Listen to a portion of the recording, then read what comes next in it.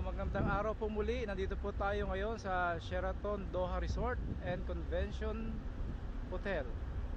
Ito po ang isa sa pinakamatikas ditong driver. Walang iba kundi si Mr. Warren. Magandang hapon po. Ito po ngayon ang Sheraton. Pag may lumabas na guest, titigapin itong first firing namin. Ang first firing namin is Jaguar. Pag lumabas yung guest, kukunin nun. Tatakbo. Sunod-sunod. Pakita mo yung mga kotse natin. Yan. Ito po yung mga firing na mga sakyan ngayon, naka-ready to go. Meron po tayo ditong Jaguar. Nasa kabila naman po ay BMW 5 Series. At sisilitin po natin ngayon ang mga batikang driver dito sa loob ng sasakyan. Siya po ang firing ngayon. Anong masasabi mo, Mr. Boyet? Ano ba yan? Totoo ba yan? Pang YouTube yan. Pang YouTube. Oo, pang YouTube yan. Documentary. Documentary. Ito po ang eyewitness. Documentary. Documentary. Yan po ang matikas sa driver natin ngayon. Ex-abroad yan. Ito si Wally, ang buhay topa. Marami ito ulo. Yan. Okay? Pakita mo loob ng kotse mo eh. Pakita mo loob ng kotse. Ulo ni siya kaya? Hindi mo na ako nakita eh. Hindi mo nakita. Nakita ka. Kukuha. Nakita yan. Tingnan niyo po.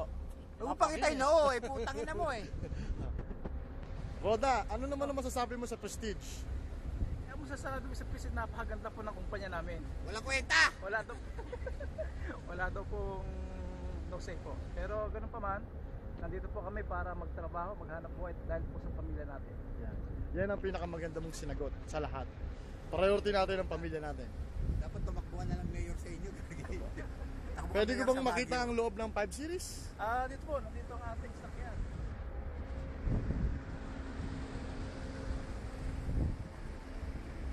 Pwede ka umikot sa kabila.